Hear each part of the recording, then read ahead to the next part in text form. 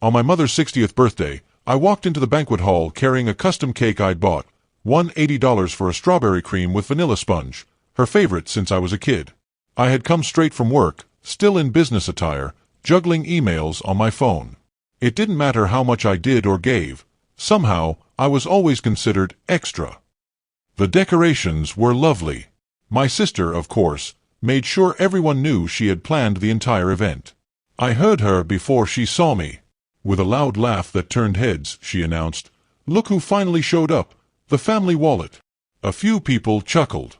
Others shifted uncomfortably. I forced a smile, placed the cake gently on the dessert table, and tried to let it go.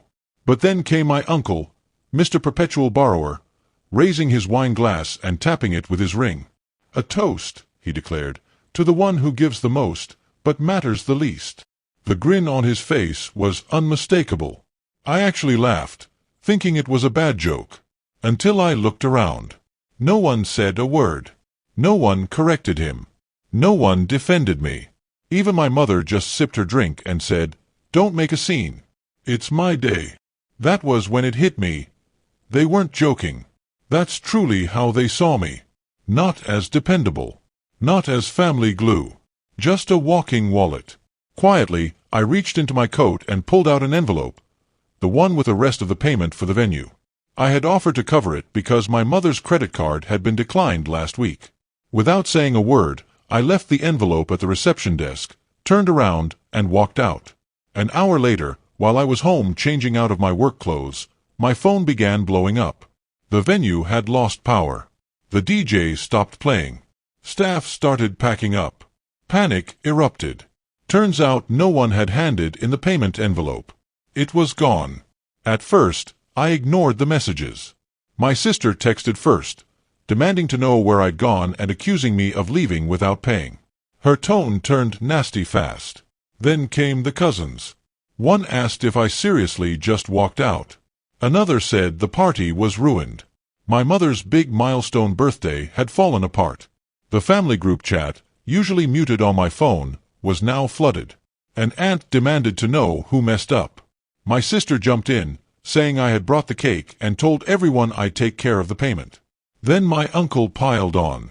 "Did she really just leave?" he wrote. My mom tried to calm things down, asking everyone not to cause drama, but again, she didn't defend me. And that said more than enough. Eventually, I replied. I told them the envelope was left at the reception desk. If it wasn't there now, someone else must have taken it. Either way, it was no longer my problem. Then I muted the chat again and set my phone aside. For once, I didn't feel guilty. I didn't question myself or replay the scene over and over. I didn't wonder if I should have smiled through the insult or stayed just a little longer. Because I finally saw things clearly. 4 years, I'd been silently picking up the pieces. Paying bills, fixing emergencies, always dependable, always invisible. And every time I tried to draw a boundary, I was made to feel like the villain. Every yes was treated like a given, not a gift. The next morning, I got a call from the venue. A woman from the front desk kindly informed me that the envelope I left was still in their safe. No one from my family had even asked about it. They didn't check. They just assumed I'd flaked, because that's the version of me they're comfortable with, only useful when giving, and even then, barely appreciated. By Monday, the story had spread. My phone was mostly silent, not because people had stopped talking, but because I was no longer part of the conversation. I could feel the shift. It wasn't peace.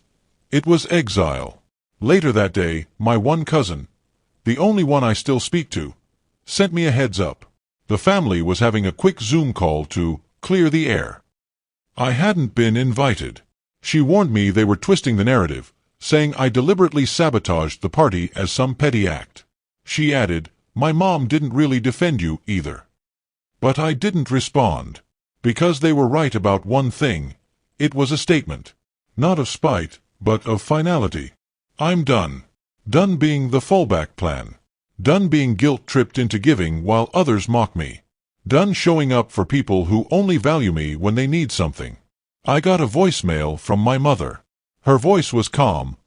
Too calm. It sounded like she had practiced it a few times before hitting record. She said she was disappointed in how I handled everything.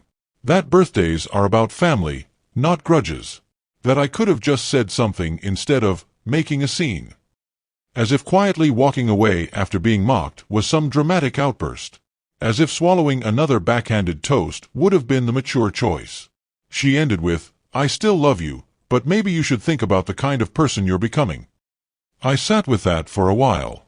Then I deleted the message. It's strange.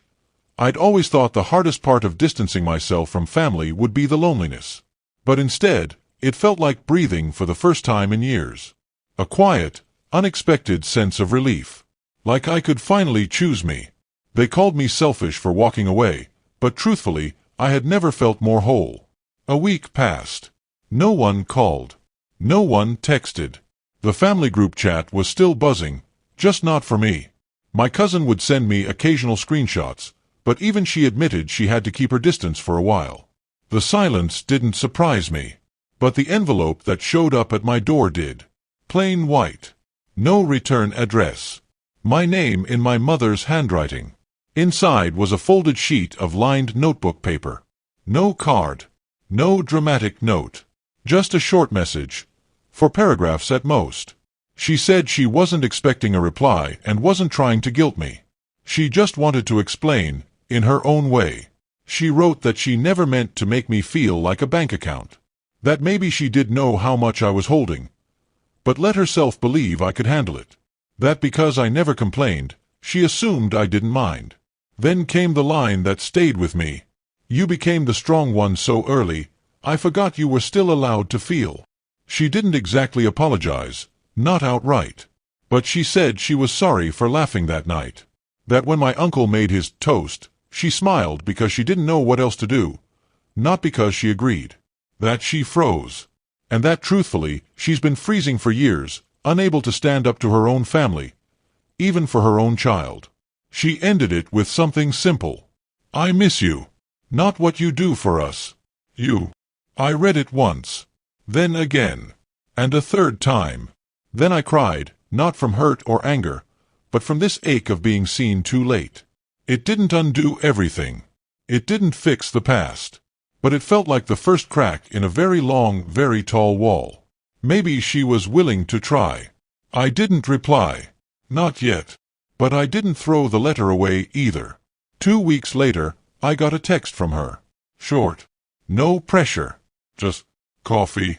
Same place as before. Only if you're open to it. I stared at the message for a long time. My first instinct was to protect the peace I had finally carved out for myself. But that letter stayed with me. Not forgiveness exactly, but a door that hadn't fully closed. So, I went. She was already there when I walked into the cafe, sitting at a corner table with her hands wrapped around a warm cup she hadn't touched. When she saw me, she gave a small, cautious smile. The kind you give when you're not sure you've earned it yet. We didn't hug.